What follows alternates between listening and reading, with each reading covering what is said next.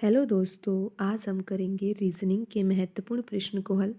दोस्तों, इन प्रश्नों के अभ्यास के माध्यम से आप अपनी किसी भी परीक्षा की तैयारी को बेहतर कर सकते हो। आइए दोस्तों, शुरू करते हैं आज का पहला प्रश्न। दोस्तों, यहाँ पर प्रश्न में लिखा हुआ है 15:4। दोस्तों, ये जो 15 और 4 के बीच में एक चिन्ह बना हुआ है, इस तरह से इस चिन्ह को कहते हैं अनुपात का चिन्ह। और दोस्तों, फिर यहाँ पे 4 और 33 के बीच में भी एक चिन्ह बना हुआ है, इस चिन्ह को कहते हैं समान अनुपात का चिन्ह। और दोस्तों, फिर यहाँ पर 33 लिखा हुआ है, फिर अनुपात का चिन्ह है और फिर प्रश्न चिन्ह है।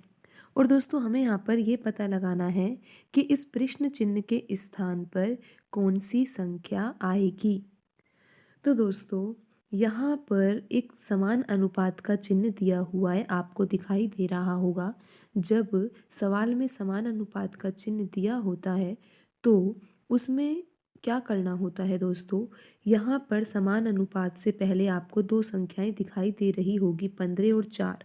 तो दोस्तों, पहले आपको ये समझना है यहाँ पे कि 15 और 4 में किस तरह से संबंध है। तो दोस्तों, अगर आप 15 और 4 में संबंध निकाल पाते हो तो फिर वही संबंध यहाँ पर 33 और 33 के बाद यहाँ पर जो आने वाली संख्या है उसमें भी वही संबंध होता है। तो आइए दोस्तों, हम ये देखते हैं कि ये सवाल किस तरीके से हल हो सकता है। दोस्तों, सबसे पहले तो हमें यहाँ पर यही समझना होगा कि 15 और 4 में क्या संबंध है। दोस्तों, पहले आपको ये सवाल स्वयं हल करना चाहिए, उसके बाद ही आप इस वीडियो को देखिए। क्योंकि दोस्तों, आप रीजनिंग का अभ्यास कर रहे हो तो प्रश्नों को हल करने का प्रयास तो आपको करना ही होगा। तो दोस्तों, सबसे पहले तो आपको ये सोचना है कि 15 और 4 में किस तरह का संबंध है, कि 15 के द्वारा हम 4 को किस तरह से प्राप्त कर सकते हैं, या फिर 4 से हम 15 को किस तरह से प्राप्त कर सकते हैं। तो दोस्तों, आप यहाँ पर ये सोच सकते हो कि 15 में से अगर 3 घटा दिया जाए, दोस्तों 15 में से अगर 3 घटा दिया जाए तो 12 आता है। और 12 का कुछ ना कुछ संबंध 4 से है।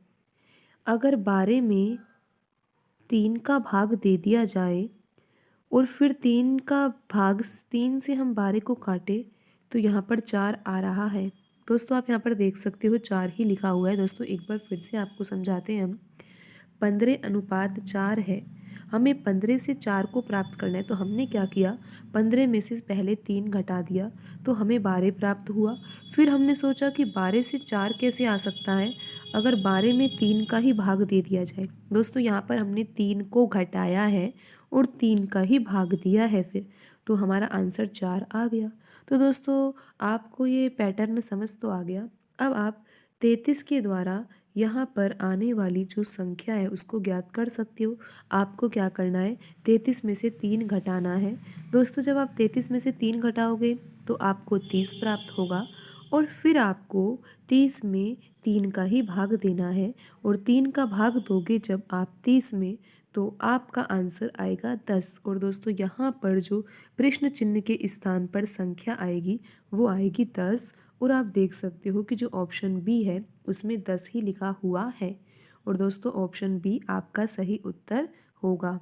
तो दोस्तों, आज की वीडियो में इतना ही। मिलते हैं अगली वीडियो में नए सवालों के साथ। धन्यवाद दोस्तों।